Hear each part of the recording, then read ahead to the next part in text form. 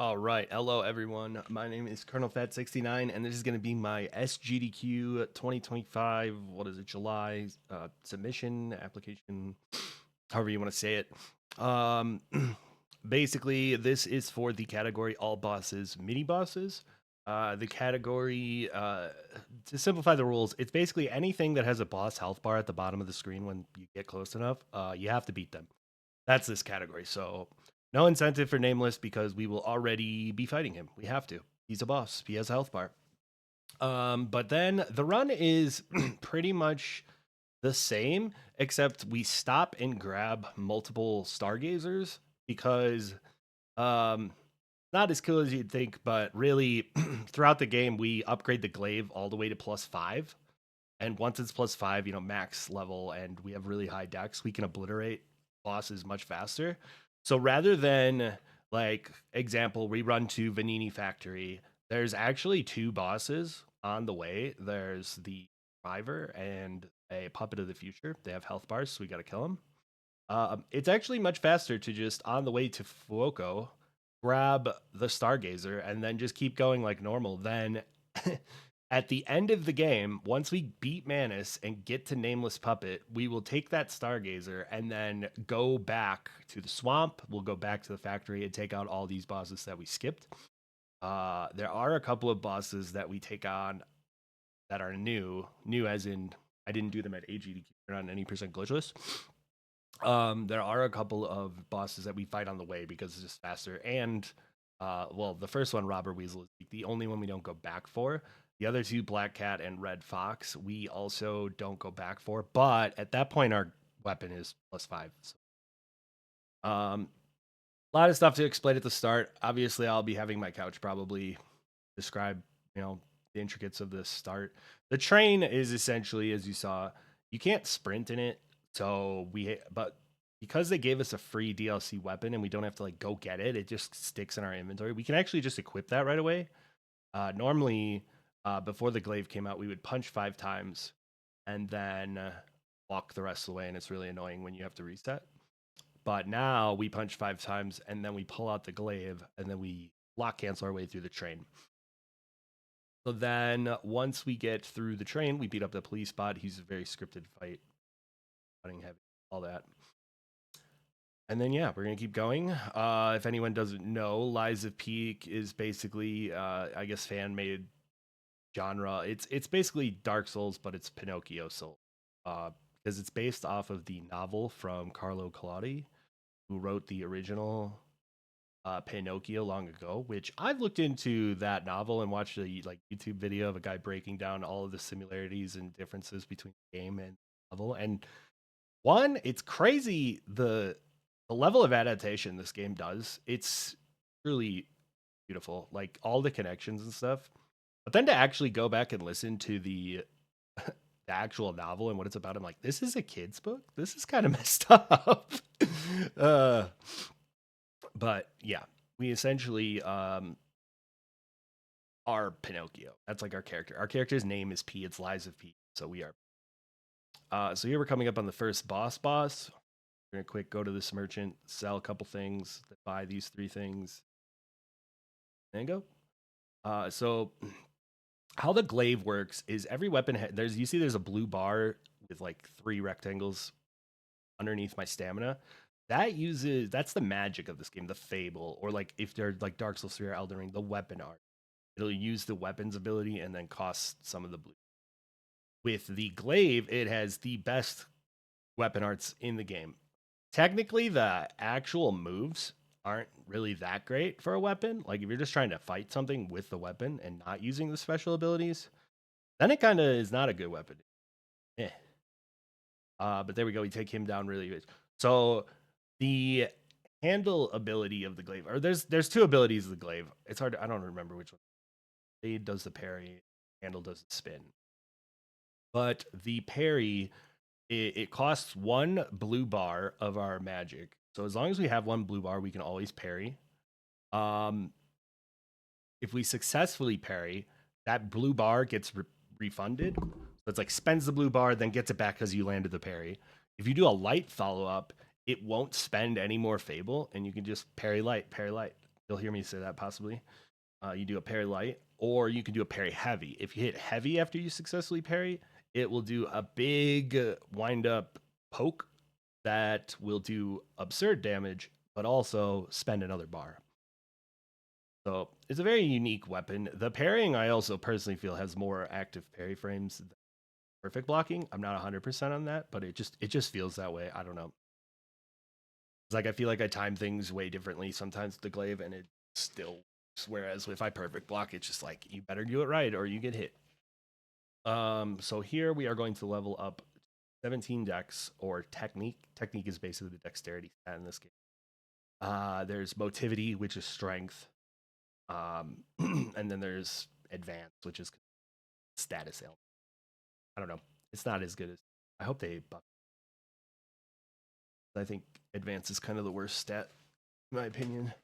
But it depends on how you like to play. There's a million ways to play this game, which is really fun. Like every weapon that isn't a boss weapon, you can take the handle from that weapon and stick it on a different weapon, or stick a blade from a different weapon on that. The blade is what gives the damage, and the handle is what gives the moveset. So you can really mess around. Like there's an endless amount of weapon combinations you can really go for. So it's a pretty cool game. So now we are going to be running through Prot. In terms of the story, it's really kind of one of those you don't really know what's going on games. We woke up in the train.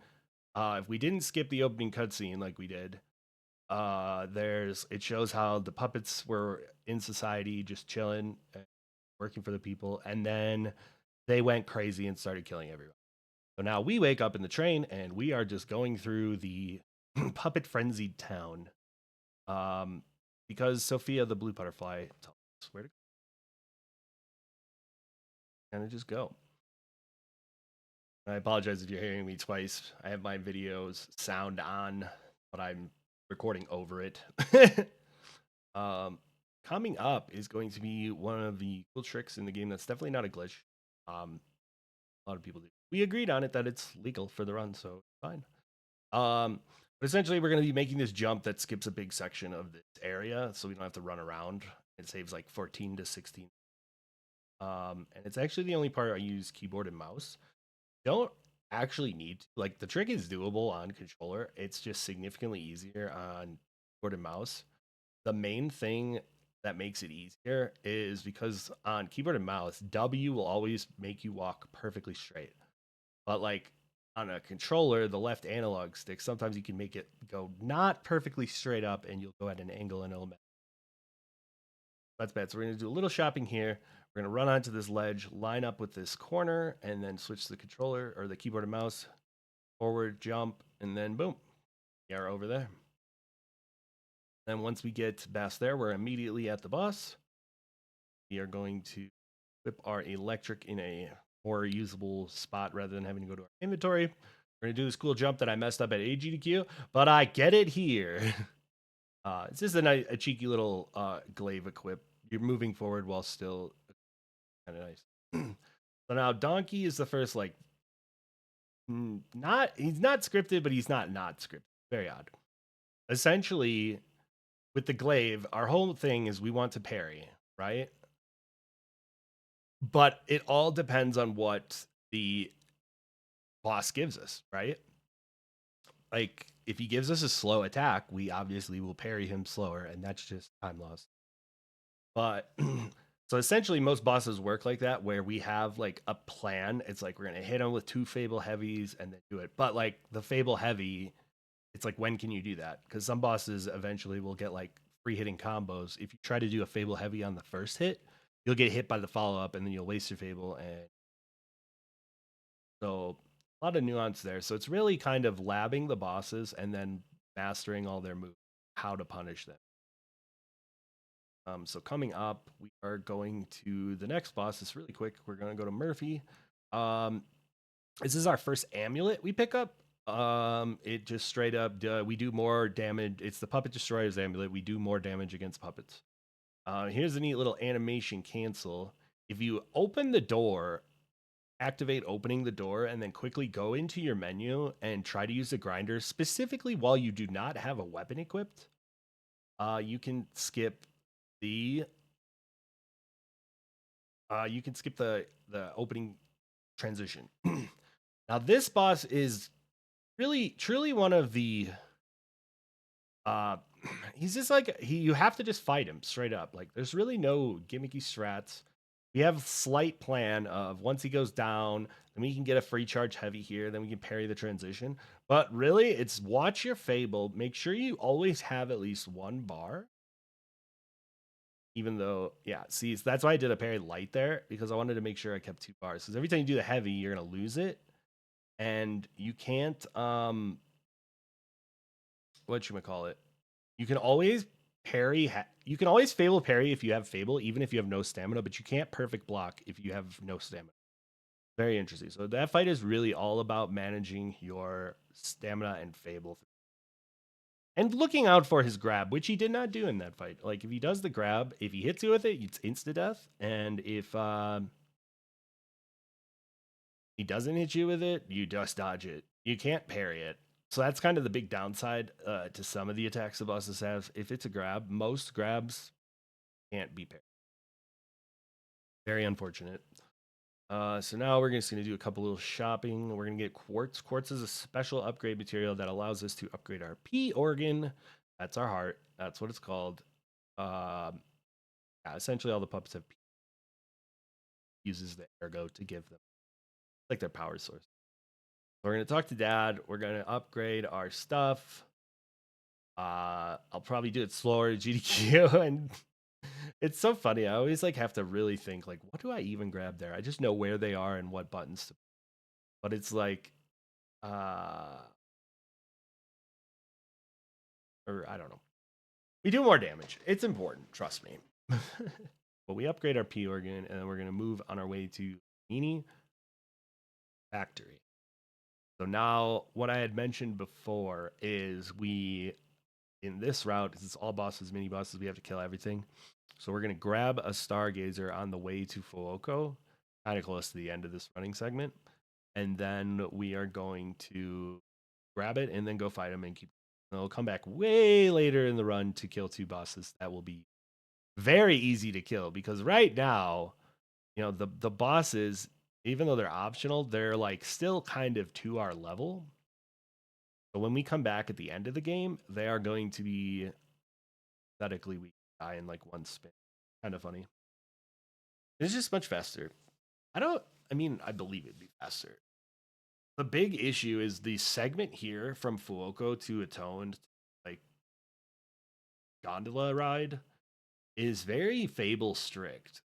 Like, so fighting an extra boss here, even if we could kill him fast with spinning on him and stuff, we would completely ruin our Fable and have to sit somewhere. So it's just better to light the gazer and come back.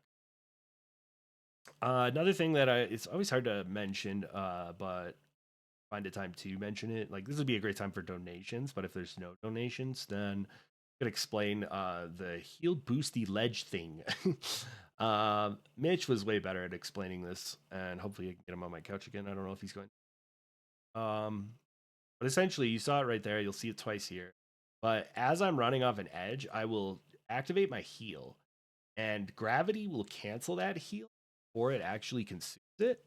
But we get a little like hovery boost. They call it coyote time because you're running on air, basically. Because I don't know, this is an odd video speedrunner terminology. Sometimes this butterfly control you like that. I've had it where he just completely blocks the way and you lose like 3 seconds. And it's, bro, please move. Another little heal boost there. So we're gonna grab this. Another thing to mention is the status effects in this game are very, very strong. Like pretty broken. I mean, they're usually strong in every Dark Souls game, but especially so in this game. Um, a lot of the starting bosses, other than Murphy, of course, um, a lot of them are weak to or not resistant to electric, which is just as good. That's funny. Um, but yeah, this is actually where we get the first optional. Normally, we just run up these stairs, run across the beam item, but because we have to come back, we grabbing this Stargazer. which is kind of nice for the marathon because then we have a safety stargazer in case anything goes wrong with Fuoco. There's that. But we do actually have to grab that. Another thing, so this is a technique crank. Essentially, you know anything about other Souls games, like say Dark Souls 3, you can make a weapon sharp, so it scales better in dexterity. This is like the same thing. We are making our weapon, our glaive, scale better with technique. So pretty good. Fireman, pretty random. I have like 2 ways we want to take him down, depending on his RNG. If we don't have to spin on him, it's going to make the next boss significantly easier. But it all depends on what he does. So he's going to do that. We're going to, yeah, this pattern, unfortunately, we'll probably have to spin. It kind of depends. See, right here, we just can't get enough damage. And he gave me a one-hitter anyway. So, yeah, we're going to have to spin on him. So we do the charge heavy, take the repose. I'm going to go run forward, charge heavy, and spin. And by spin, I haven't really described it because I was just describing the parry aspect. The other Fable ability of the glaive costs 3 Fable bars total to do it, but it's that big cyclone spin you saw there, and it does a lot of damage. It is absurd, especially if you can get every tick of the spin to hit. It's a lot. So now we just have another little running segment. GDQ Marathon sake, I'd probably heal, but healing's slow, so I'm not going to do that. This will be another good time for donations, but isn't any. I could get back to what I was trying to say about the status effects. Go too fast, it's hard to explain. But the status effects, so electricity is very good because if they are electrified, or shock state is what it is, they will take 20% more physical damage or something like that. And it's a really high number. So like you don't even have to hit them with electric attacks and they're electrified. Just every physical attack will do more if they're electrified. Fire and acid, the next 2 that we will end up using, are pretty much they're like very similar to each other, but slightly different. The fire will tick them over time, like poison effect or their burn damage. They'll just burn over time and take damage. Acid will do the same thing, but it's less tick damage over time.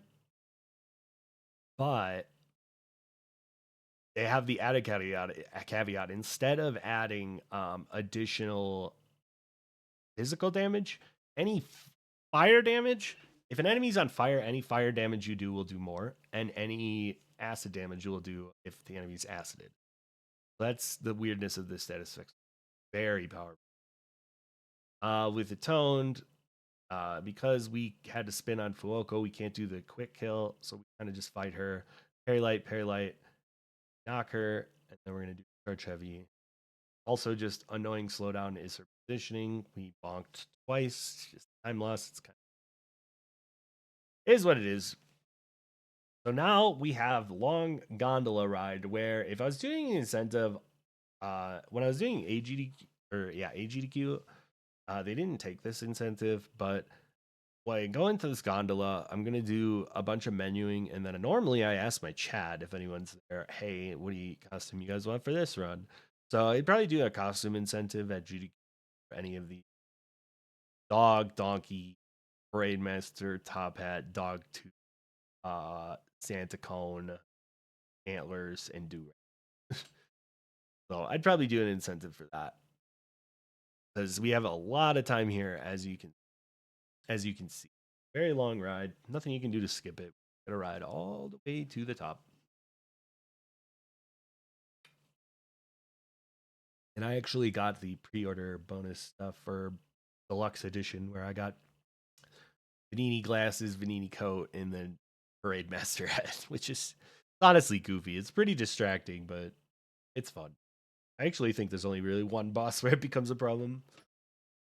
So this part kind of always frustrates me because like there's always a good donation reading spot and they'll always read donations. But at the top of this ride, we also really want everyone to say hi to Greg. He's a fan favorite NPC. Everyone in my chat, me included, we love him. This is Greg. You can see in the bottom right, my chat is popping up for Greg. Go, Greg. We say hi to him. His hat falls off. He's looking for the One Piece. We tell him to go to the Grand Line because it's not here. And bye, Greg. He's never gonna listen. Okay. So I probably, for a GDQ marathon's sake, I probably would have well, maybe not that first gazer, but this next gazer at the church I would definitely just take because I'm gonna go for a hard trick. Also cool parkour trick. As the bridge is breaking, if you run in a straight line in the right spot, you can jump and get across. It doesn't save that much time, but if you mess it up, it loses time, so we'll do it. So we're making our way again here. This bridge section is kind of cool. It's just, well, it's kind of annoying, but I mean, I guess it's interesting. But basically, whenever we open this door, there's just X amount of monsters fighting X amount of puppets. And the monsters are, stronger enemies than them, so they win and they overpower them. But we always cheer for the puppets to survive long enough that hopefully we can get through this bridge without distraction. See how that puppet stayed alive long enough to distract the antler guy at the end? That's really all we're trying to avoid. The other enemies are kind of meh. I have gotten hit by them, but yeah, it's really about them. So let's cheer for the puppets so they do a good job in the fight. Sometimes they do too good of a job. Still kind of a blocked path. So again, in the marathon's sake, I would grab this Stargazer because we're going to do a really cool trick coming up in the cathedral climb. But essentially, once we get to this upcoming ladder, which as long as we have a heal saved from a tone, we can actually just use gravity and it's seconds. So right here we're gonna skip, but this starts the cycle. There's a water wheel cycle that we're trying to get. There's multiple water wheels, but if we run it perfectly without stopping, we should be fine. There's also this really cool trick. So I was describing how the heal boost, you could run off a ledge and then be able to use the heal item and then it cancels before anything or before it wastes the heal. But we can do that same coyote time ledge hover with running light, the running light with the glaive. So we can kind of get a little air control and get around this pillar with this trick. We're going to equip the glaive here, run into this wall, and then time our attack, and then just wrap around the pillar and skips a decent chunk. And it perfectly spaces the cycles too. Like if we went the long way around, we would still make the next cycle. That's how much time it is. All right. Oh, another cool thing about this run that will be coming up eventually, but we have some new Spider-Man tech run that is really cool. Discovered like right after AGD ended, so it wasn't in that run, but I did it in a hot fix, so it's not completely new tech. But yeah, this is also the first real like mini boss of the run. And how mini bosses work is because of our damage and they're very scripted and our glaive's power. We essentially do stuff like a couple heavies or running attack, and then we spin on them, and then either riposte or they just die from the spin. It's kind of hilarious because the mini bosses in this game, like I found them quite difficult casually, especially that one. Really hard to hit because he has like a big shield and everything, so it's just hard to get around him. Yep, down he goes. So now here is actually the first new thing since AGDQ. I mean, obviously we grabbed a different Stargazer because we're doing a different category, but this is where we will grab a Legion Caliber. It's the upgrade material for the puppet arms. The only puppet arm we get is the one Eugenie kind of forces on us. It's the first one, the puppet string, and we never take it off because that's what we're going to be using for these cool new tricks. Essentially, what the puppet string does is if you just tap it unupgraded, it will pull the enemy towards you.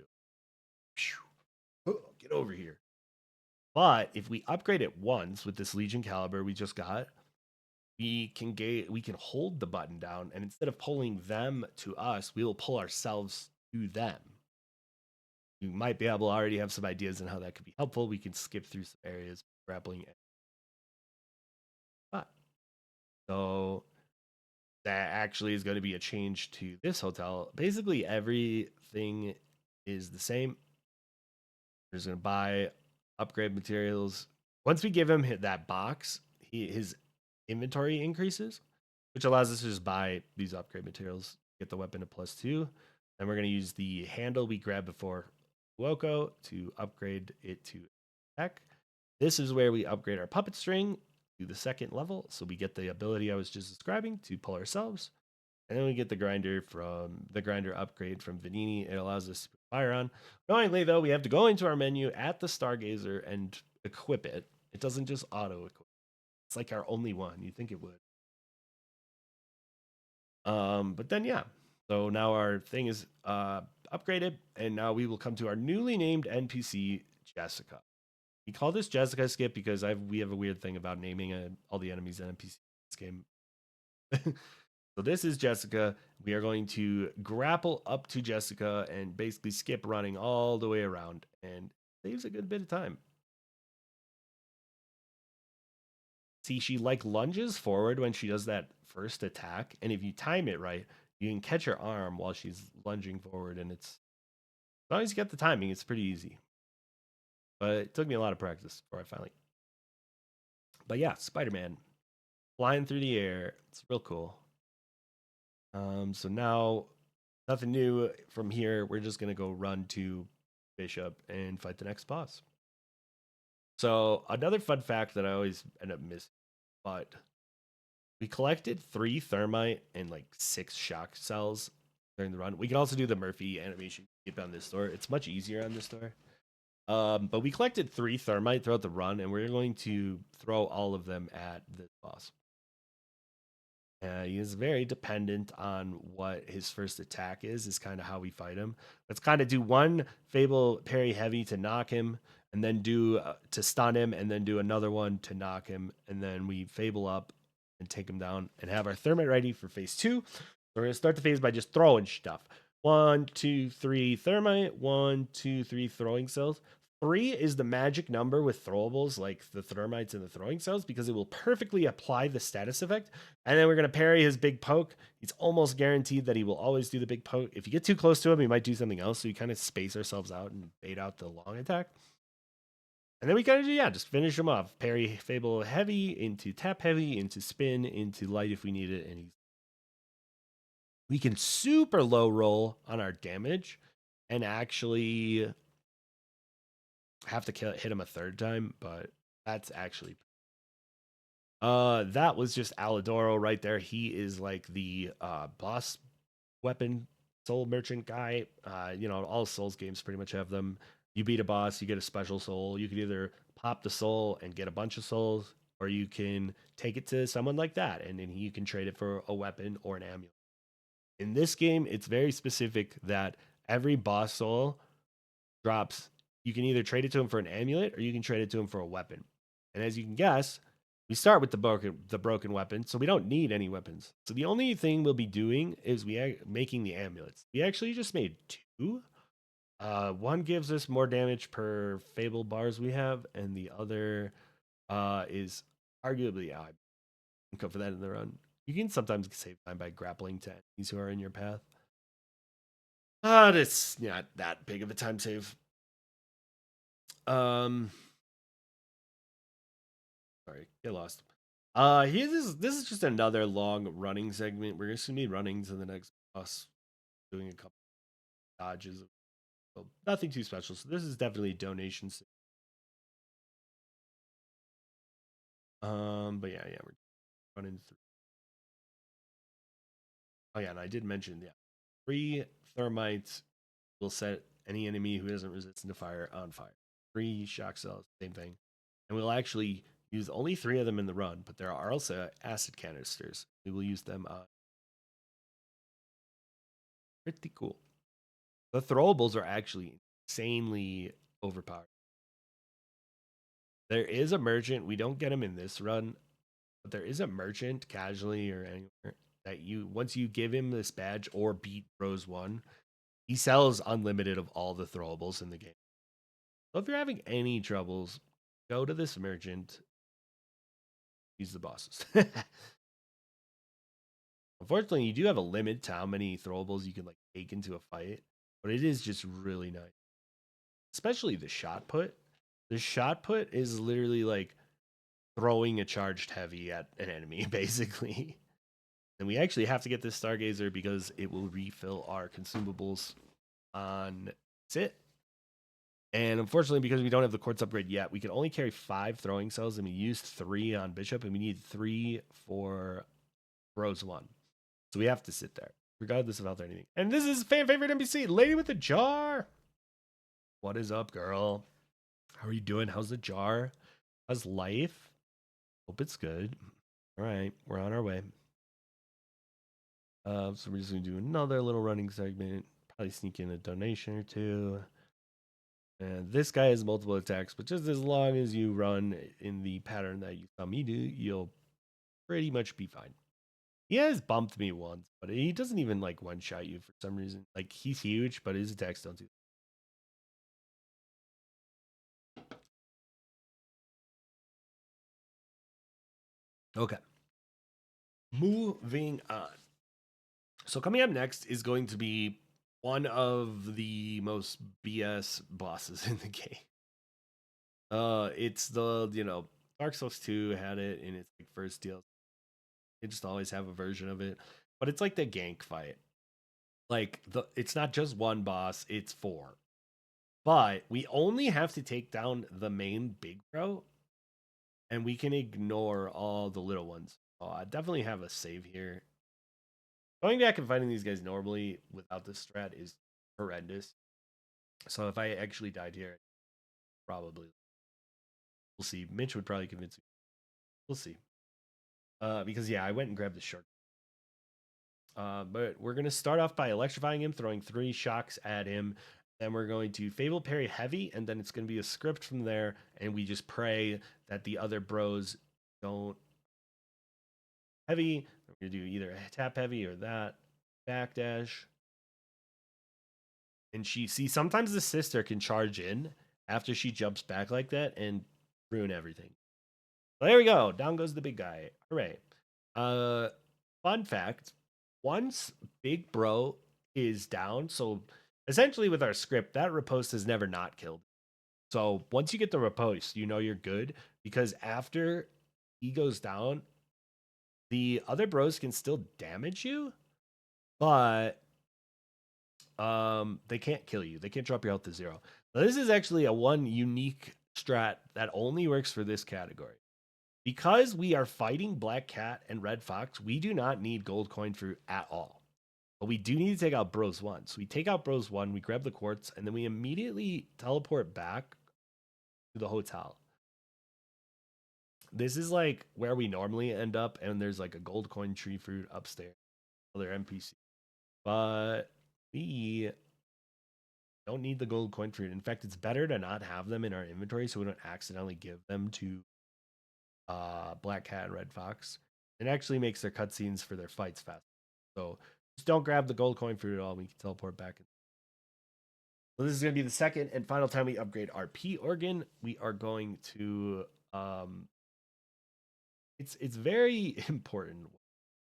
One of the big ones is actually all 3 of those last ones are hugely important. One of them is reduce stamina from dash, which means you take less stamina. Your stamina drains less when you're running. So that's really convenient. Increased consumable possession limit is also huge, so we can carry more Fable Catalysts. Fable Catalysts are those items you see me popping that increase my blue bar. Then we actually just got a buff that allows us to what should we call it? I distracted myself in my. Oh yeah, the third one is it increases the effectiveness of our Fable Catalyst. So normally it's just use one, it fills 1 blue bar. But now it'll fill blue bar plus a little more, which is very helpful actually for our routing and everything. Moving on, those crotch sections, I'll probably try not to talk too much because it's just a lot to remember and do. And especially with not having my splits, I probably would. You can lose an absurd amount of time in the hotel sections. I always joke with my chat that like the hardest boss in the game is the menu. like you can lose so much time menuing just by being or messing up. We're gonna quick grab this. I grab it in my normal runs anyway. It barely loses any times, and it can save a run. The we used it once because Murphy. Nice neat little thing. If you have the puppet string, you can skip her exploding animation and go right to her. Yeah. The next is White Lady. Unfortunately, my music is muted, so you won't hear it. But the track that plays here is really cool. There's like this some music playing. Their lores, their singers. It's. And also, I feel so bad for White Lady. She's the nicest. Her sister poisoned her. Spoilers. Horrible. Adelina Corday, her sister, worst person. But yeah, if you didn't, yeah, catch what just happened, I basically just opened with a charge heavy. We just wait for her animation and then time it. You do a charge heavy, parry light into block cancel light, block cancel light, block cancel light. You just do 4 block cancel lights into spin, into tap heavy. You take the repose. Yeah. Ooh yeah. Easy. Visible pixel there. You love to see it. So because we have the puppet string, we can do stuff like this. Just a little time save here and there. You need to be careful in this section because we need puppet string for King of Puppets. Sort of. We don't necessarily need it, but it saves a lot of time. And you only have, I believe it's every time you sit, it refills your puppets, puppet arm bar. We get like 6 uses of the puppet string per sit. I actually use most of them for this segment. Here comes the next Spider-Man tech. Gonna go back here. We're gonna lock onto this guy, dodge his bullet, get up closer, and then we're up and away. Skips over that railing and keeps going around. Nice little time save. And then coming up will be the next Stargazer. We are going to grab to come back to later and kill a boss. Because annoyingly, this clown, there is another clown, and we will see him in the swamp. But that other clown does not have a health bar. But for some reason, this one does. He's like the first time you run into him, so he has a health bar. So we actually have to make sure we grab this. We're going to come back and kill him later. But for now, he's just a little chonky, and we don't. Also makes this section a little dangerous because chasing us. So we want to run at him to activate his ranged attack, and then as long as he's not too close, he won't reach us with that attack. That's nice. I did this at SGDQ, but it's just better, especially in a run that's just... We're going to go the +3 route, which is actually almost necessary because we will fight Robber Weasel with a +3. We don't upgrade it to +3 before Victor, then the Grand Exhibition. Then it'll be +2 for Weasel. And it sounds horrible because that fight is already horrible. So here's King of Puppets. Yeah, we just did a running light to basically skip this entire opera house. It stinks because this is like a really cool part of the game, and we just skip a majority of it. The fight, possibly the coolest boss in the game. One of my favorites. Not the coolest. He's up there. Very cool. Most people have trouble with his face too, but unfortunately, it's scripted. You're not going to see it. So unfortunately, he did not get aggroed by the puppet string. We're going to parry him. Then we're going to parry heavy. We're going to do charge heavy. Now he's going to Fury Swipe stage transition. You can actually parry this. Forward, back, back. Boom. It's really cool too. I really enjoy landing that. So we're going to Fable up. We're going to pop Electric on our Glaive. Then start moving forward. He always opens with that. And poke. Charged heavy. Spin. Charged heavy. Block cancel. Charged heavy. Take the repose. Running light, running heavy into charge heavy. Sometimes if we roll low enough, he won't die here. But we had the damage. We're good. We are good. Down he goes. Really complain about that. Pretty much everything going right. Now, somehow our dad has managed to beat us and be outside. I don't know how he got past King, but whatever. Spoilers, I do know, but I can't tell you. It's a secret. We're And grab this cluster grenade. Uh, very, very good rollable. You can get a lot of cluster grenades, like especially casually. They have an interesting effect. They do damage over time, like they kind of scatter like the fireworks in Sekiro, but they scatter on the ground, and if an enemy's in it, it'll hit them. But it does like very little damage. The big thing about them is they raise the enemy stagger. So how the game normally works is you'll be fighting a boss, perfect blocking them, hitting them. Eventually, their health bar is gonna flash white, like with a white border, and it's gonna flash. That means if you land a charged heavy or like a Fable Art attack on them while they're glowing, while the health bar is glowing, you can you will stun them, and then you can take the riposte. So that is what's huge. What's huge about the grenade is like casually it will raise their stagger faster, so their health bar will glow that white much faster. And then, like I had said earlier, the shot put is basically a thrown charge heavy. So you could throw the grenade or two, and it'll get their health bar white, and then throw a shot put, and they're immediately stunned for a free stagger. That's just heck you can do. That's why it just shows that throwables are this game. They're so good. They cost money. You got to farm them. So there's all that. So we went through, got past the dog door of death, grabbed the key, and teleported back. Then we're going to use the key. We're going to equip 2 amulets because there are 2 mini bosses on this running segment to the next area. So we're going to fall all the way down here, equip the glaive, set it on fire, parry his first attack, heavy, do the follow up, and do the spin. Boom, he's dead. Easy peasy. Stuff into spin, the classic. So this next part is just a lot of running, so nothing too spectacular happening. So it'd be an excellent time for some donation. Lana! No, it's kidding. Unfortunately, Lana won't be at us. So if we get accepted, we'll have a new host. It'll be fun. He's having a baby. Very exciting.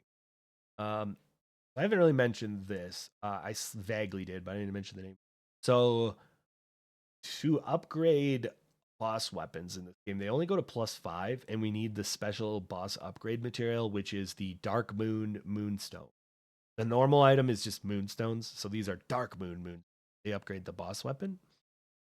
And they're quite spread out. We grab ones that are on the way. You need like, I think it's just like 1 to upgrade to +1, 2 to for +2, and then 4 for +3. And then after +3, it's a different item to upgrade to +4 and 5. We are grabbing 4 instead of buying any because we have already kind of bought all that we can in order to upgrade it to +3. I just do this little grapple because it saves maybe 0.5 seconds, if that, but it's fun. We got it, so why not? So the next boss, this one's kind of funny because casually this boss is a nightmare. His status effect is horrible. He's just a horrible fight. His attacks are crazy. Yeah, we're gonna do stuff and spin, and it's gonna be embarrassing for him. Charged heavy. Charged heavy. Wait for it. Charged heavy. Spin! Wait for our stamina to come back, and then do one more charge heavy. And he's dead. Easy peasy. It actually gives us a really good amulet, too. I mean, it's kind of nice. It's not like a necessary amulet, but it's nice. It's essentially, the ring in all Dark Souls games, or in this, their amulet. But basically, if we kill an enemy, it'll drop more souls. So having that on for mini bosses where we don't need to parry, because we don't need the parry amulet, basically. And then and like Victor, it's just more souls. So more souls is more levels, which is more health, more damage. So right, so we're gonna run through up here. And we're gonna get we've only grabbed 2 Dark Moon Moonstones so far since we've upgraded to +2. We grabbed 1 in Opera House, if you didn't see. Ran up the stairs, grabbed it around the corner. We grabbed 1 in the arcade run. Then we grab 1 that's right there. 1 more. Go back to the hotel and +3 our weapon. Moving on. Fun fact, the music in this area is not tied to the music in, like, if you go into audio settings and turn music all the way down, you will still hear this song. It is like played through via. It's very. I always find it just because like I have my audio like Spotify on a different track, so it doesn't come through the Twitch VODs, but um, it's always like double music. Kind of funny. So we'll do another menuing sequence. If we really wanted to, we could actually put on some new fits. We have White Lady's mask. We have Jester outfit from King Puppets. What's on this? It's a fun thing. We grab this Stargazer, and then we're actually gonna, before we go back to the hotel, we gotta grab that last Moonstone, like I was telling you, right over here. Then we will use the pocket watch to teleport back to the hotel. By the way, yeah, Sophia gives you that like at the start of the game, the pocket watch. It just allows you to either teleport to the last Stargazer or teleport to the hotel, wherever, as long as you're not in combat. Pretty nice, because Dark Souls is like, here, would you like a homeward bone? You're gonna need like 100. It's kind of nice that they just give us the item to teleport back. They're just going to level up our capacity to 11 because we are going to get another boss amulet that we actually will need to not be super heavy. Ideally, we would want to be light or normal for any of the bosses, but unfortunately, the glaive's heavy, and then all the boss amulets are significantly heavier than normal amulets. So, unfortunately, we do have to upgrade our capacity a little bit throughout the game just to carry. But obviously, if we're carrying heavy amulets and a heavy glaive, we can't really have armor on. That will also make us. So just to explain real quick how the weights work. There's like 4 different weights. There's light, which you'll see if you like you go into your menu and go to like carrying capacity. It'll say light in parentheses if you're light enough. It'll say nothing, normal. It'll say slightly heavy if you're too heavy, and then it'll just say heavy if you're way too heavy and you like can't even roll and you're insanely. You never want to be heavy, but for most of the boss fights, sorry, we are slightly heavy. So we're running slow. Our stamina, also the lighter you are, the faster your stamina comes back and the slower it goes down. So another annoying part about bosses being slightly heavy is our stamina comes back slow. So it's just frustrating. We're going to go over here. We have to activate the shield guy because he's blocking the way. Kill this guy. Activate his attack. A little run around. Past that. That is perfect. I'm going to grab acid. The next boss is do it. Nicer fight. Technically, you can save some time missing that fire on him, but I'll take this. Here's our first shot put. Like I described before, it is an insanely broken item. But unfortunately, we don't use that many of them. It's really... It's literally nameless and illusion. Shot put on. Sometimes you can use the shot put that you want to use on nameless on Laxasia if you... Laxasia, whatever, if she jumps up. It all depends. This would be another running segment where it's good time for donations. It's really not that exciting. We're just running through. But since we don't have donations, I'll just keep talking. Here comes Victor Jr. There he is. I'm just going to run past. Here comes our second box. There's 3 of these boxes total in the game. We actually get all 3 of them because the final box, when we give it to Paulandina, the hotel merchant, it maxes out his shop and he actually gets perfectly enough of the final boss weapon upgrade material in his shop. So we just buy 3. They're like, I think they're just dark moonstones, just full dark moon. And you use 1 to make it +4 and 2 to make it +3, and he conveniently sells 3. Really nice. So Victor, he starts off scripted. We're gonna pair this, do a heavy into a light follow-up. We're gonna do parry heavy into light, follow up into charge heavy, and then this is where it's like, all right, what are you gonna do? He's giving me the combo, which kind of stinks. Slower, but we got him. So down he goes. Phase 2 is a little more. I mean, it's just like we have a plan, but he depends on what he does. So in this one, we're gonna parry heavy, charge heavy. He always transitions into his grab, so we're gonna go around light, do a charge heavy. Sometimes you can sneak another attack in there, but our stamina didn't come back. And down he goes. So I'm probably not going to do it in GDQ because it saves time. But as you saw there, I literally quit out after he died. And that actually skips Manus's dialogue, which is really nice. Because he's a yapper. He is Mitch, what are you doing up there? But he has a lot of dialogue, so we skip that. And then how the live splitter works is if you go into a loading screen or go to the main menu, the timer will stop and then it'll come back when you load back in. So we actually save a lot of time skipping that dialogue.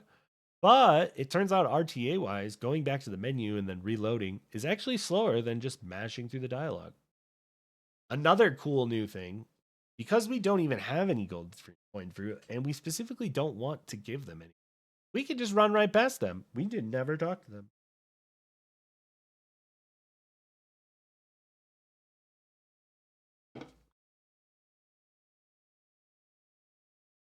So now we're coming up to the swamp. Swamp is. It starts off with a slightly hard running segment, but then it's kind of just a really long. So definitely some huge times to shout out the charity org for the event or read a bunch of donations. But yeah, the only scary parts of the run of the swamp is like, these exploding dogs are actually terrible. They have two attacks. They have tail whip or they have explode. You actually just want them to explode because you just keep running and then they're not fast. But if they do the tail whip, we have to like sometimes dodge. They can just. So thankfully he blew up, so we don't even have to worry about him. Sometimes they can actually hard chase you and make this part a little sketchy. That's right there. See, look at this clown. Another clown. He actually is like stronger because he's like an electrified clown. Doesn't have a health bar. Don't know why. I'll take it though. I do not want to fight him. Especially because he's electrified, so he's immune to electric. So and he's a puppet, so he's really not weak to fire. So I feel like he would be honestly rough to take. So super convenient that they just decided, you know what, this one doesn't need a health. We'll take that. And here's our boy Alidoro. So we are going to get our last boss amulet from him. We used Victor's soul to make the Arm of God amulet. But it's actually a really neat amulet. I had to go kind of look up and test it because I was really curious how good it was. Because it's really heavy. And it turns out, yeah, it is actually really good. How it works is if you have the amulet equipped, every time you hit an enemy, a stack will appear, like a little circle icon with a number will appear underneath your fable in the upper left. And once it reaches 5, you get the max amount of damage improvement. Oh, yeah. We actually have to get this Stargazer. If this guy chases us, we will just quit out and reload because he hurts and is bad. But if he doesn't, we can just light it and then keep running, which is convenient. This is where we will have to come back, and this revisit is horrible because, as you can see, Puppet of the Future has a big ol' health bar. There's 2 of them in this swamp, along with the Owl Doctor. Well, there's 3 bosses here that we have to come back for, but again, we only have +3 weapon, so there's really no point in trying to fight them now. There really isn't. Those Puppets of the Future actually stink so much to fight. It's like they're really not that bad if you're just fighting them casually and eventually just poke him. Eventually he'll go down. But like in the speed run, we're trying to parry him, and his attacks are so weird to parry. Cool fact about this running segment, because we got the quartz upgraded, our quartz upgrade that reduces our stamina from sprinting, we can just make this entire rolly ball cycle without stop. As long as you don't get too slowed down, you got a little slowed down there, but not enough to get hit by this ball. But that ball is like, if you get slowed down too much, you will get hit by that and you will die. His ball's one shot, especially we're not at full health. But coming up is actually kind of a funny joke. So there's new tech that's been discovered, but I haven't really labbed it, and it's insanely difficult. It seems like it's going to be the hardest trick in the game. You can actually line up and do a perfect jump to jump across this gap. Whereas normally we go right, we climb up this ladder and then drop down. That's how we get across. Turns out you can actually perfectly line up and make this gap. Turns out, though, in this category, that skip is pointless because we have to come up here and take out this turret. Because fighting the puppet of the futures later with this turret, you think, oh, the turret's going to help you. It really doesn't do that much damage to them, and it makes the fight way sketchier because there's harpoons flying at you. So we actually take that out, and then when we come back, there's no ballista shooting at us, so it makes the fights much better.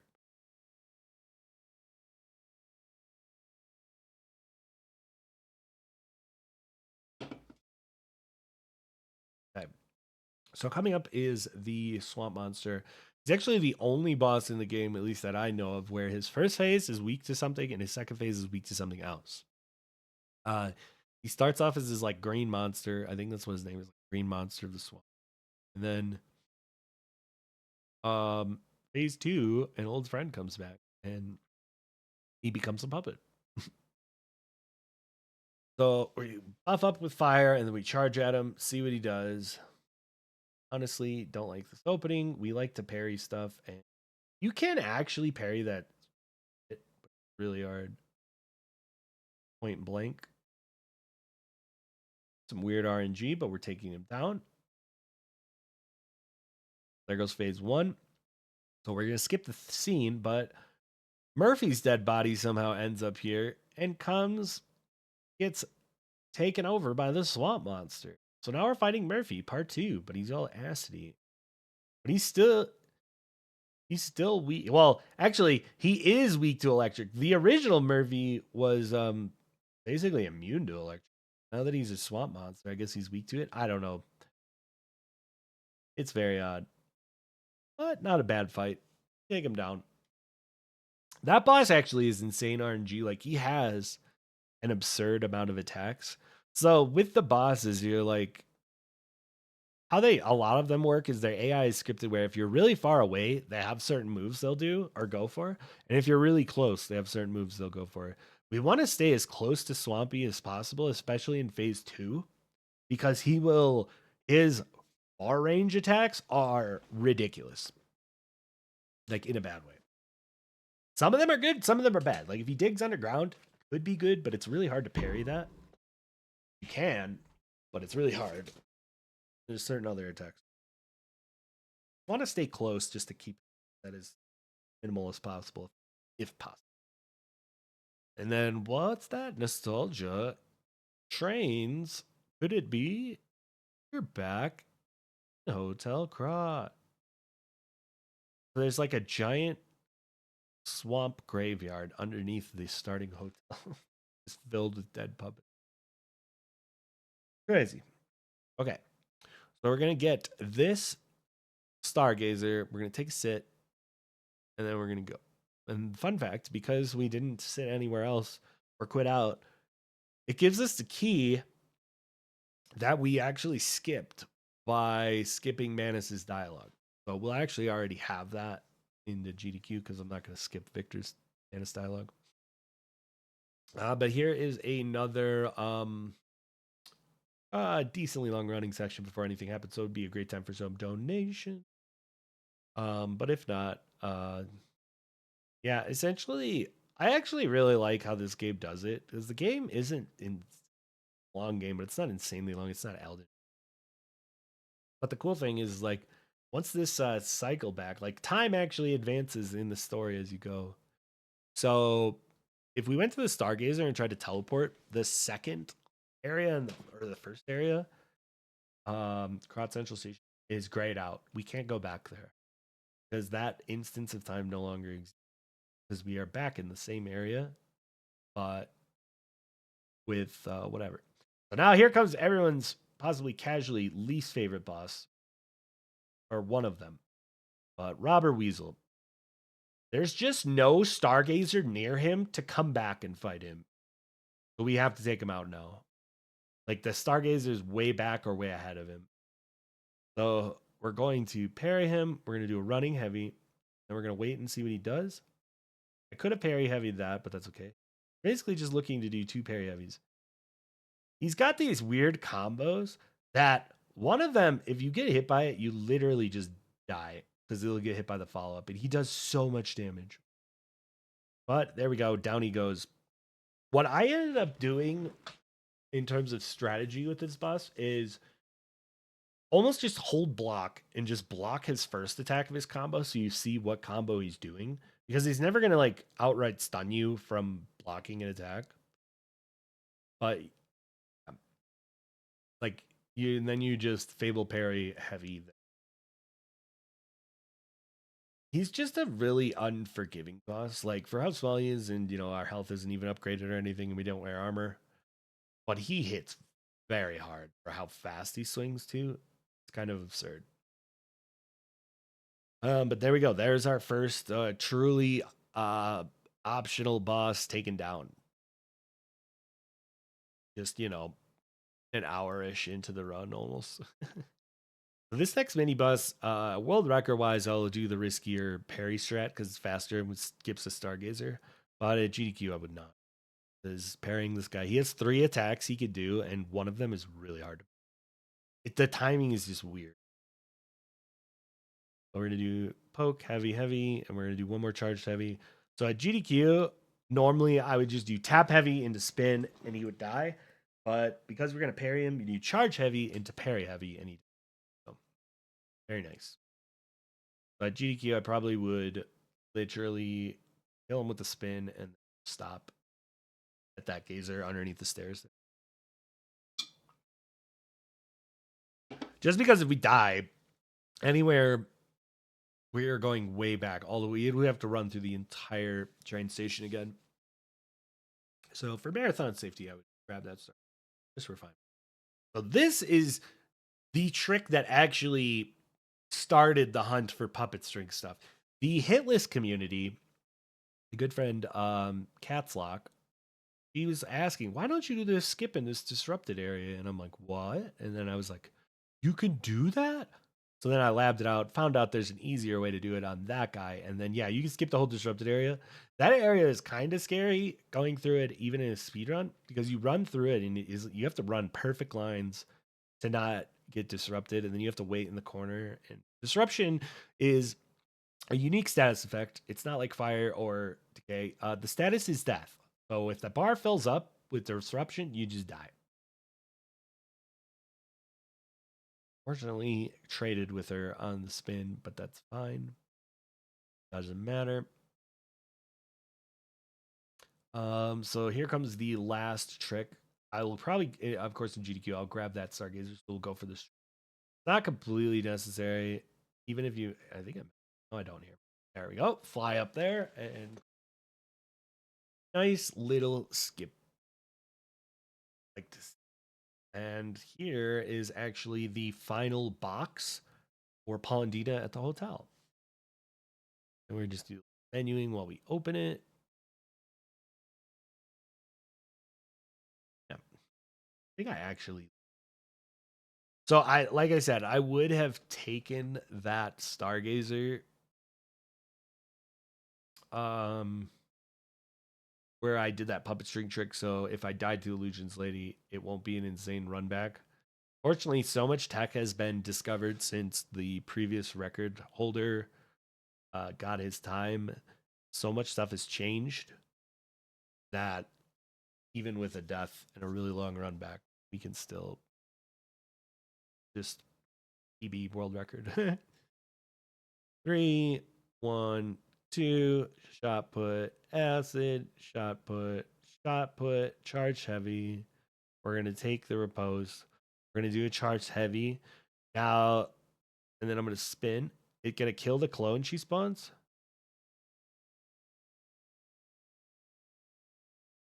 I was so mad. Okay, yeah, that was sloppy. So yeah, you can low roll the damage and the script just doesn't work, and it's very upsetting.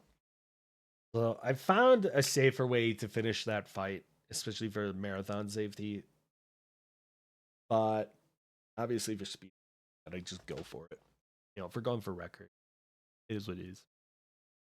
Some fun fact: once you take that elevator, you are no longer allowed to go back to the hotel. You're gonna almost like soft lock here. Strong enough. This next boss. Which huge shout outs again to Brendan, current runner, new Blade runner, who came up with the strategy for this boss. Because this boss used to ruin runs like it was his job, but now that we only parry him once, it is significantly easier. We're gonna run up, we're gonna throw a grenade, we're gonna do a running heavy, then we're gonna parry heavy into charge heavy, into charge heavy. We're gonna throw a grenade.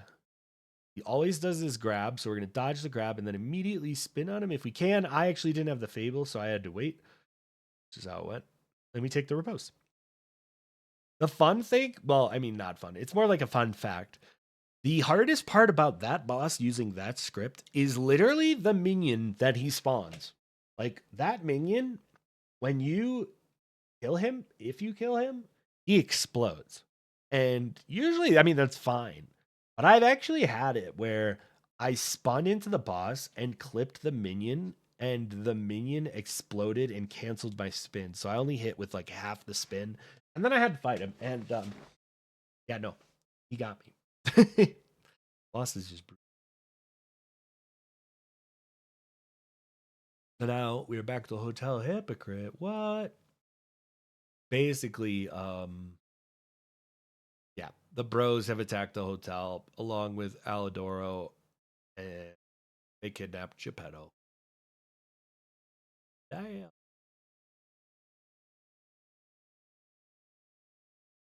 Another thing, I will probably use Spectre again on the Bros 2 fight because it's just horrible. It's like, obviously, if we're world record attempting and stuff, we want to do the Bros 2 fight fast. In a marathon, any marathon setting where speed really, I mean, obviously, we're speed running, trying to show off speed. We're going to try and live because this fight is a nightmare. One small thing goes wrong, and then you really got to be close. But keep going. So we're gonna do a bunch of selling because we don't need a bunch of stuff.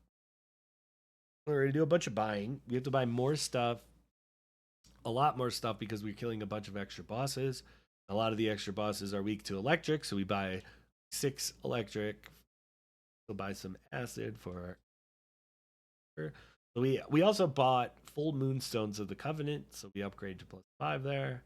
We're going to get Fable at the training area. I don't think I ever explained that. I'm sure we will at some point. But if you walk into that training area, it gives you full Fable. And then it doesn't take it away when you leave. So it's just like a training area. It was really nice that you can just stop there, get full Fable, and keep going. Because, you know, you hadn't noticed we've been using the Fable a lot this whole run to parry everything. So, continuing on the Relic of Trismegistus. I'm like, I know this isn't a deathless run, but I think I only have 1 death. It's world record. I think it's Door Guardian, sadly. Yeah, it is. I get screwed by Door Guardian. Okay.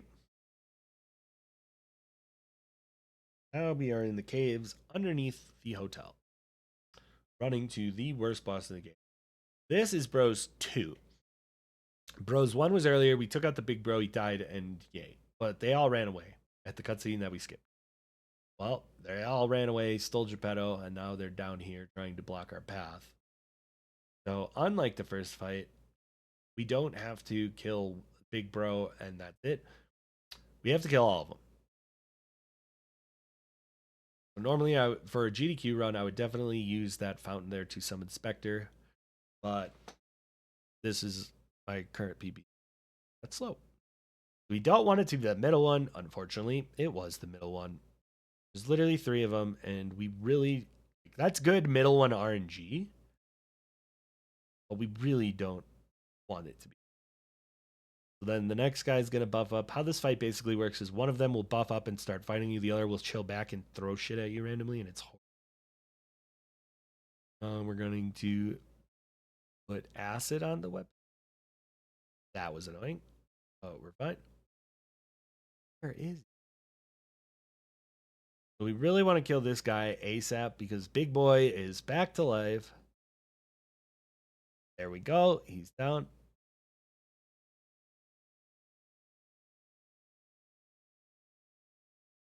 Okay, so we knocked him down once. And there's the second. Boom. That was beautiful, actually. That was a really good fight. The plan is like you want to kill one bro right away, and it's fine. Then you want to take out the second one and the third one as fast as possible. So like once you take out the second one, you really want to go in. Like I got lucky because it was the middle girl at the start, and I hit the electric guy with a Fable Heavy before I finished her off, so he was already weak. But normally you take the riposte, you do a charge heavy, and then like one tap light and spin on him, and you want him down so bad, so bad. But there we go, we survived.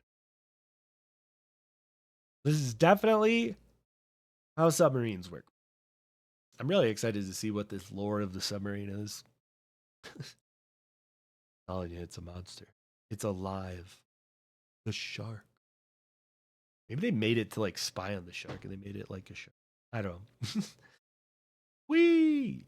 Yeah, you just launch your shark out of the water. That's how you beach the sub. I want to know the logic behind that because I don't even think a submarine can really. Do they like pop up like dolphins or whales? I don't know. Holy cow, Sophia's here. How did she get here? Yeah. Oh, we're just gonna mash through her dialogue.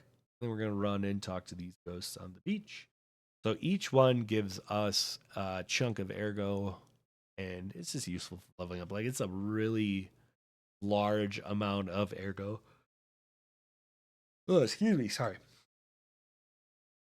So this would be an excellent time for donations, but if we didn't have any or whatever reason, I can like explain the lore here. It's basically our memories, our P's memories. So the first one is our one of the Monad Charity House ladies telling us he wants to go home because he got sent to boarding school.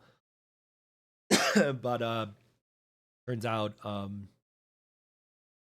that's where we met Romeo, Lampwick, second one. And the third one right there was our dad's a jerk. We don't even like him anyway. There's the gal, the legendary stalker from the DLC. I can't believe she's been in this game this whole time, and I didn't really even notice who even is that. But yeah, that's the legendary stalker. Very excited to find out. The last one that we skip is the red one. It only gives you humanity. It doesn't give you any ergo chunks, so there's no point in grabbing it. Although I would probably run over there and grab the Stargazer. I wish I would have done that in this run because Tragedy Strikes at Door Guardian coming up. Unfortunate.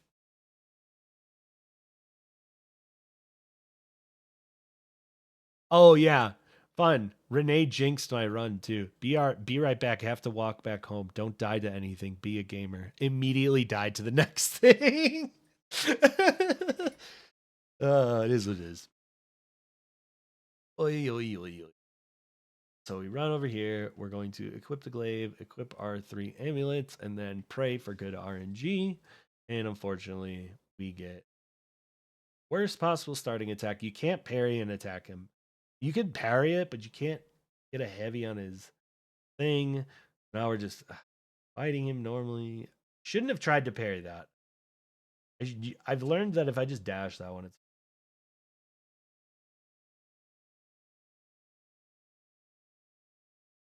I'm amazed he didn't go down there. A Fable. I think it actually hit his arm now that I'm looking at it. I was like, what happened? So yeah, this boss, sorry, I was distracted because I knew I died there, and I was just like, how did this go bad? So with door guarding, he's a gimmicky boss, and if you don't take the Stargazer halfway through the beach, you spawn at the sub.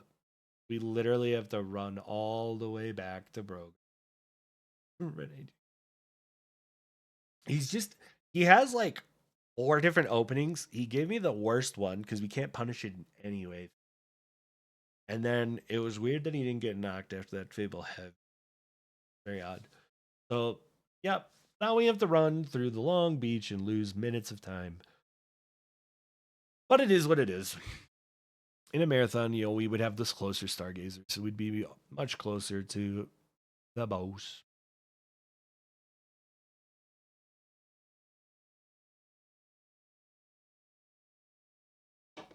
Yep. Well, back to running through the beach. Kind of unfortunate. This is where a safety save would come in. Oh yeah, the red ghost that we skip is the legendary stalker over a dead kid's body, which I always assumed it was ours. Pretty sure. I mean, there are memories, so I assume that's us who died there, and she didn't save us. Like, there's a Monad charity house tragedy that struck, and we can see from the DLC trailer that the legendary stalker was definitely involved. And she was like sad, if I would have known. And then the one trailer ends with her like, I won't be late. Not again. And it's like, oh, I want it so bad. I want it so bad. Um so yes, coming up to Door Guardian Fight 2. Um he's a gimmick boss. We just basically have to knock him down and take a riposte, and then knock him down and take a riposte, and he's dead. That's all the fight is. But it's just quite frustrating. Let's see what we get this time. Much better at times. Yeah, that was the best opening. So we take him down. So now normally once he gets down once, you run to his leg, do a charge of E. He almost always, like 95% of the time, he does this stomp, which is perfect. That's what we want. It's free, it's easy. Sometimes he does something else, and that sucks. It's just so rough. There we go. 2 riposts, and he goes down. He gives us his badge, which allows us to activate these squares on the ground. And before Bros 2, I don't know if you noticed, I upgraded my capacity to 14. Our capacity being 14 with no amulets or armor equipped, we can light run with the glaive equipped. And we need it because we're going to do these 2 really cool tricks coming up. Now, I would definitely take that Stargazer after Door Guardian for this trick. But since I died, I'm already low on time, so I'm just going. Plus, I'm world record going. So we do a running light to skip that section. Normally, you have to run across a bridge past this giant enemy and activate another one of those squares, which raises a bridge, and then you run all the way back and go around and run across the bridge. Well, we can just skip over to that edge, which is quite nice. I'll probably actually do the spin at GDQ there because it's really easy on that first one to just do the triple spin. But this next one, I personally find the running light. So it's kind of scary, these scorpions. As long as that second guy like looks at us right away and we can bait him into attack, we're usually fine. But he kind of like weirdly waited, and that was kind of scary. So whatever. So then coming up is the next running light, arguably one of the hardest tricks in the game. Marathon, obviously, I would take that Stargazer just in case this goes wrong. A nice thing about these tricks, though, is like if you mess them up, you can actually save quit. Like you can menu quit if you do it fast enough, you won't die. But there we go. There was the second trick. We did the running light across the edge. It kind of doesn't look like anything too difficult, but I feel like that's a lot of things when done correctly. Right. So these guys are annoying. They give you the disruption status, aka curse, aka death status. That's upsetting. Now we are going to keep.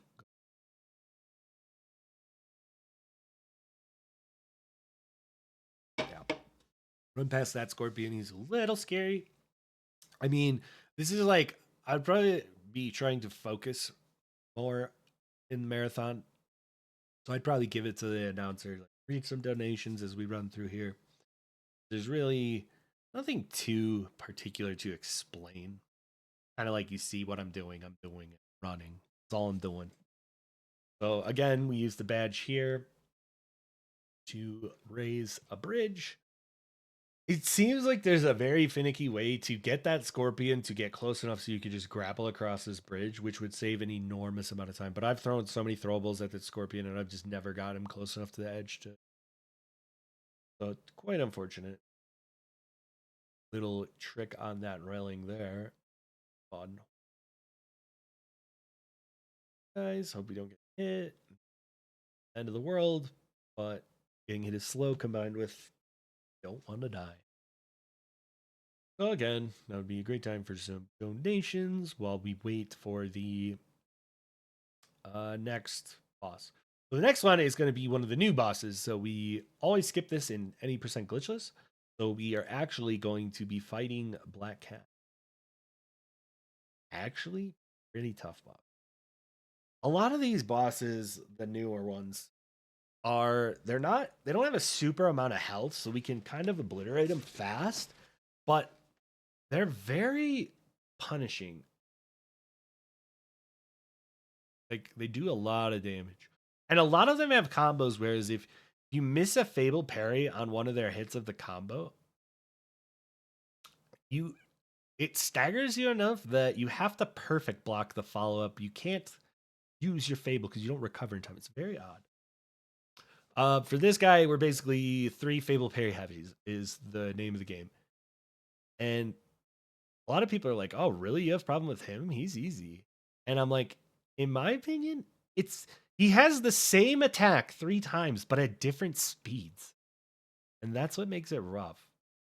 So single poke, and then he has double poke, which I missed. 1, 2. He did double poke again. He has a 3 attack as well. There's a second one, and then we just need one more. 1, 2, 3. Yep, you gave me the 3 hitting attack. Oh, there we go. Down with the Black Cat.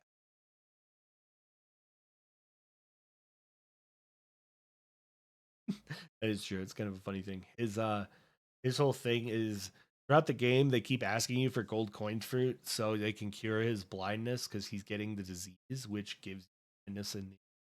And if you compare it to the novel, the Black Cat and the Red Fox in the novel swindle, like they con Pinocchio out of his gold coins and then they hang him. It's kind of grim and steal the rest of his money. It's pretty messed up.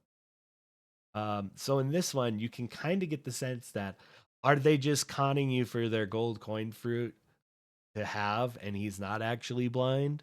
Or is he telling the truth and they just want the gold coin? It's one of those like you decide.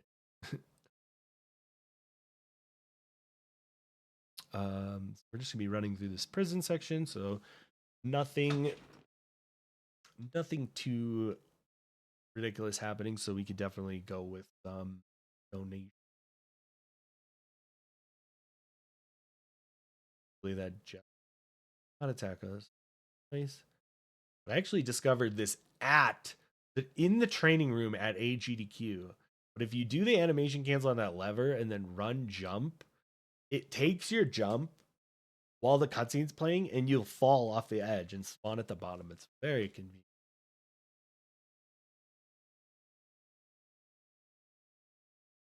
Okay, so we're just gonna keep here. Thankfully, those enemies, those little big boy puppet, those guys stink. Thankfully, none of them have health bars. So it doesn't even matter. Is doing another long running section all the way to Lax. This whole area is just basically just do it right. Like it's not hard. The biggest issue this area has is if you're on good pace, the nerves are scary. And everything basically like two touches. So any slight failure, bad. But again, it's not like very hard. Run, get over here. I'm gonna pop a heal just to be safe because these guys, like I said, they two shot and I already took fall damage, so it's just safer. That time I was being unsafe because if you run correctly there, you don't have to roll, and then rolling is slow, so that's a little time. But as you can see, they hit hard. So good to know. Fun fact, that is a unique enemy. I'm pretty sure he is the only one of his kind in the game. He's like a big dude puppet statue that shoots fire. Really cool if the mini boss design.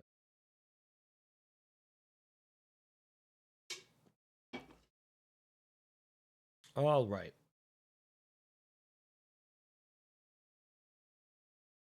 So now we are going to take this very long elevator to the next boss, Lexasia, Lexasia, however people. Um, Obviously in a speed run, I would take this elevator and then take the Stargazer right outside of her arena, just in case anything goes wrong.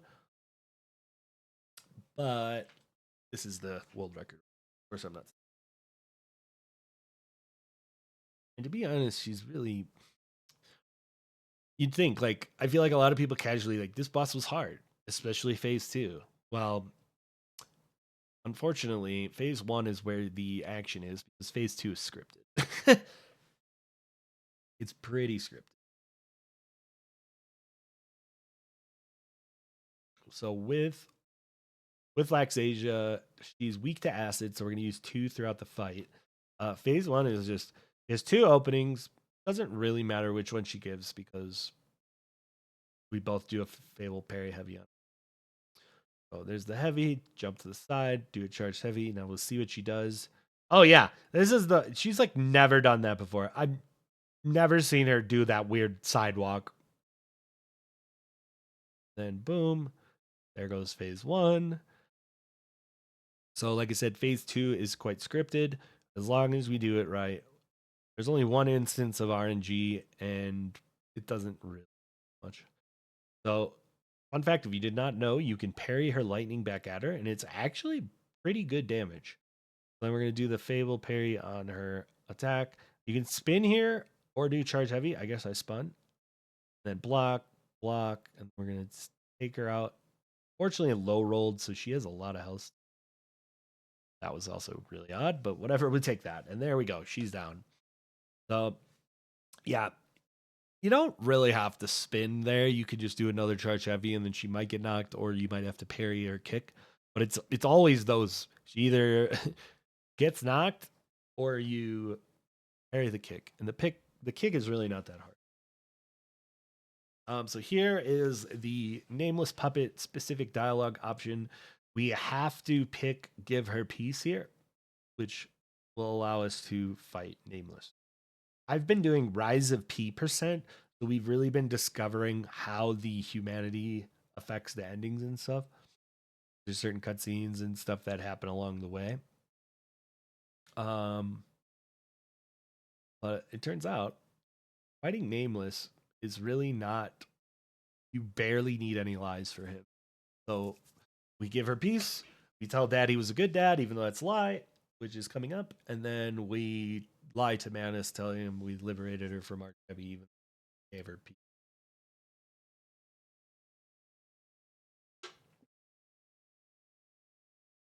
Okay. Oh yeah, that's right. I'll definitely probably take that Stargazer. Normally I just run right past it. But the next boss we skip in the other categories is coming up. It's Red Fox, which, in my opinion, is actually easy.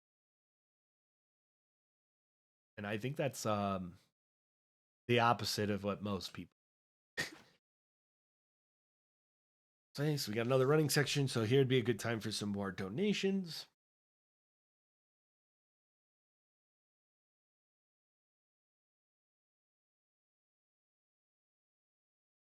Is only one slightly scary part coming up in the section. And then there's the fox. And what extra stinks about the fox is there's no stargazer. So every time we fail and die to her, we would spawn and have to do this entire run.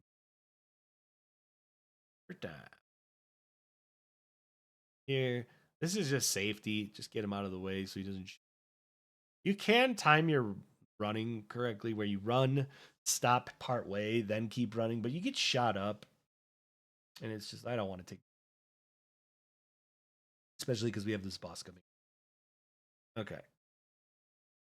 Wanted to make sure we have the Fable. So with her, we're going to start off with a cheeky backstab, like a lot of the bosses, like a lot of these side bosses where you can, the fight activates by talking to them. Stand right next to him and then talk to him. We're going to start with the backstab. Then we're going to do a charge heavy. Do I believe the light? And all we really need to do is Fable parry light into spin. Fable parry light. Oh, I didn't right away. All because I missed my own attack. That's okay. And just like that, she's down.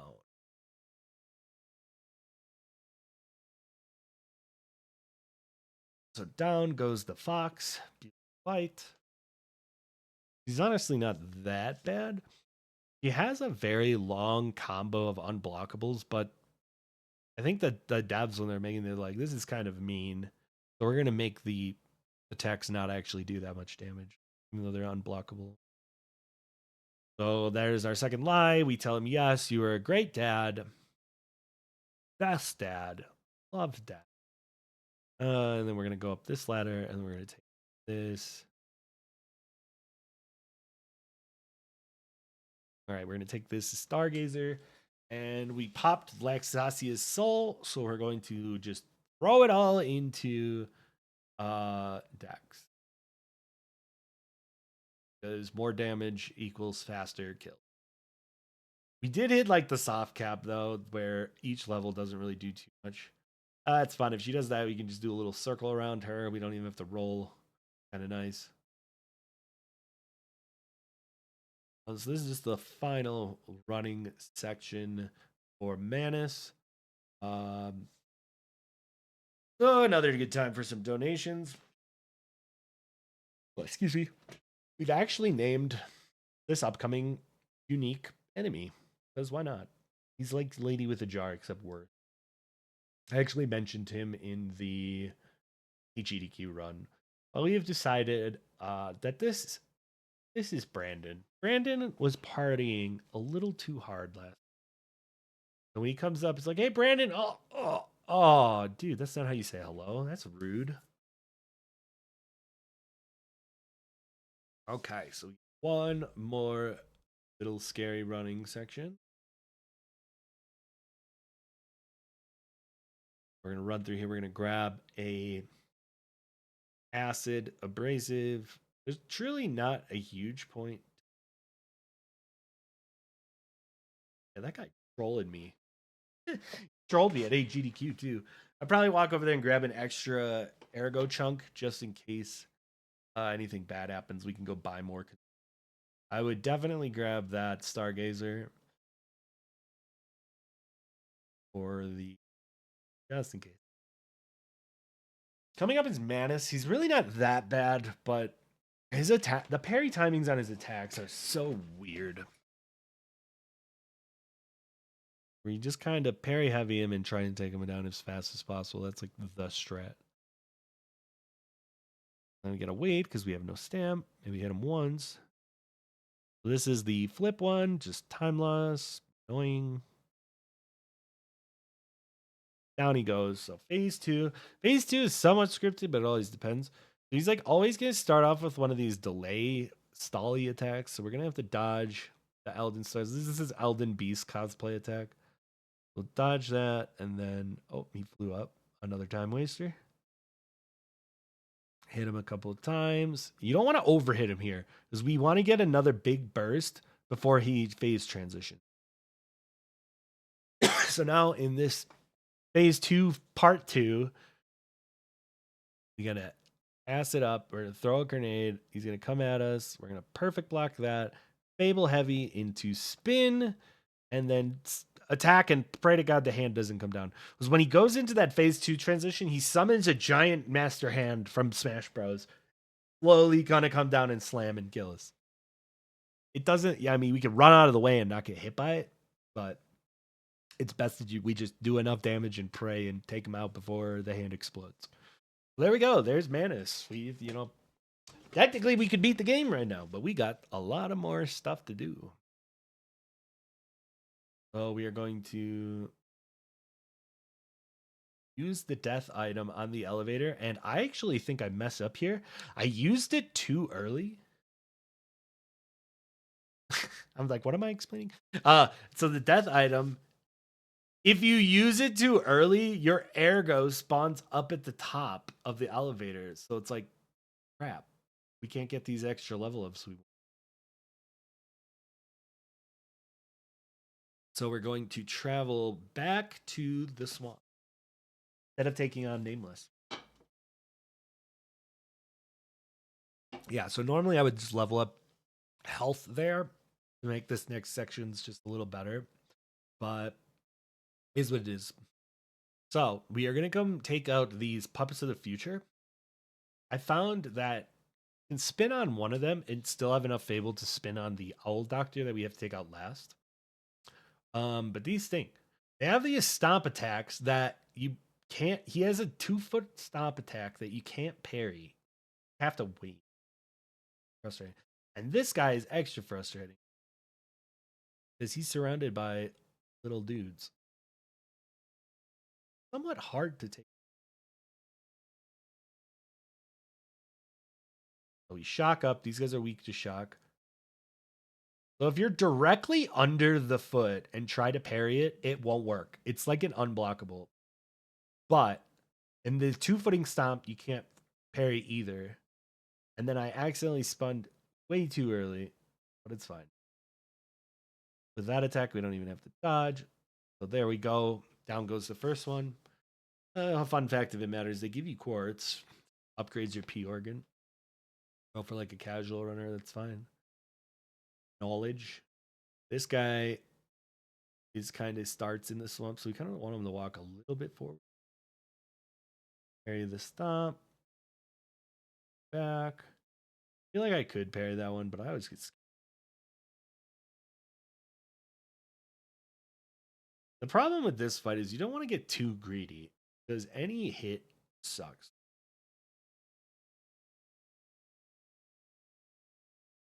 He usually alternates between the 2-foot stomp, and then a non 2-foot. So it's like parry, hit him, and wait for his next one. Then parry, hit him, wait for his next one. Take him out, and it's fine as long as he goes down. So then next we have Owl Doctor. And this guy is my favorite. I love this guy. This is my favorite mask in the game. So if you beat him, you get his cool owl mask. But I just love this guy. If you're not alive, then you must be dead. That's just logic. He's so fun. His dialogue is great. I just love this guy. But he's in the swamp, and our weapon is maxed out, so we're good.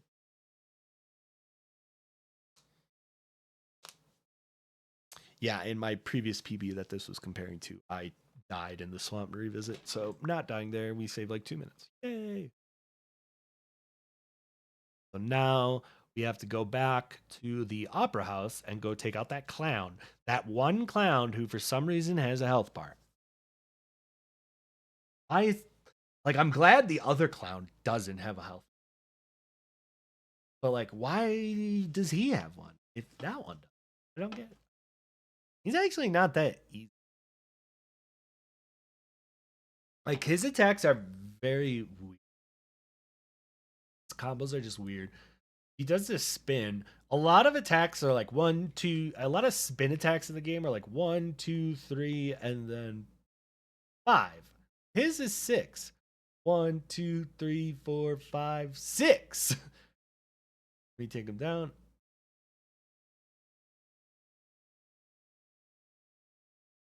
He still gets obliterated by the spin though, because the glaive is quite powerful. So yeah, another random quartz. It's actually faster to just run to this Stargazer and teleport than to just use the watch right there. So for our last revisit, we will be going to Vinini's factory.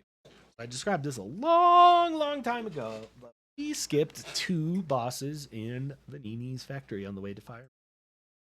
And you can definitely tell that these are starting area bosses by what's going to happen to them. So this is Survivor. He's kind of like, poor guy's just going crazy. He's losing it. He hates puppets. So he's just like, I have to kill all the puppets. I got to do it. Must kill puppets. You can't fool me.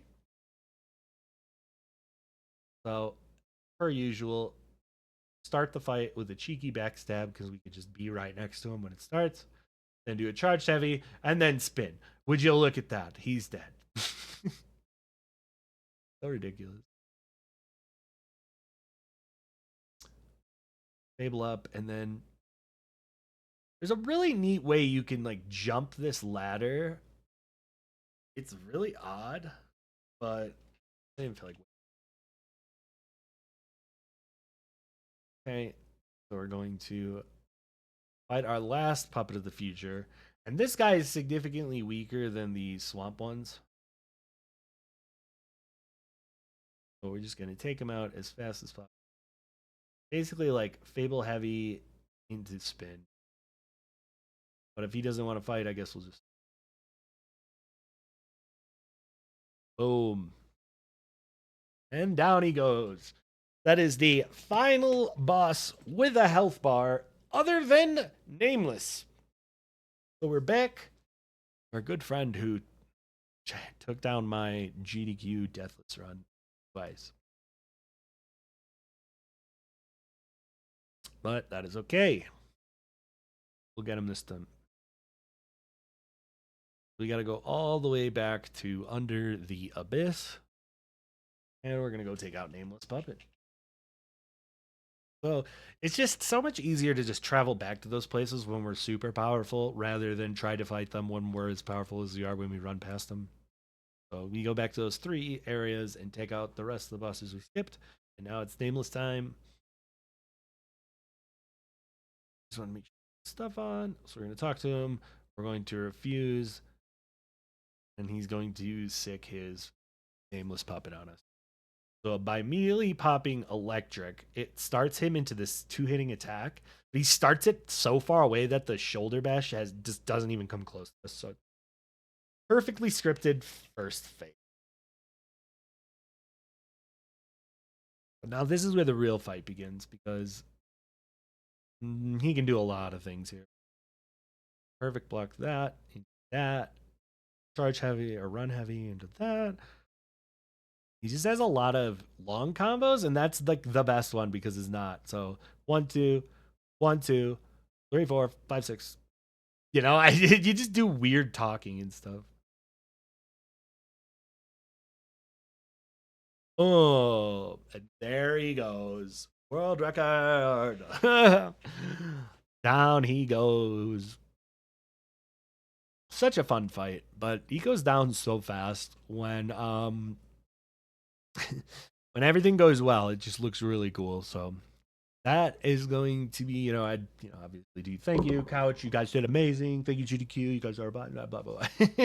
So that's gonna be my submission for all bosses, mini bosses. I plan on commentating over my other videos if I can, but I personally think that one is the one I'd really like to do. I think it's really cool. Fight all the bosses. We skipped that AGDQ. And AGDQ didn't have all of the new puppet string tech where we're Spider-Maning around. I know I did a run on Hotfix that people got to see that, but I think, GDQ pulls in way more. A lot of people to see all the bosses. I think that'd be really cool. So thank you, and I hope you consider my run. And I'll see y'all in July. July? I think it's July. Okay. Bye.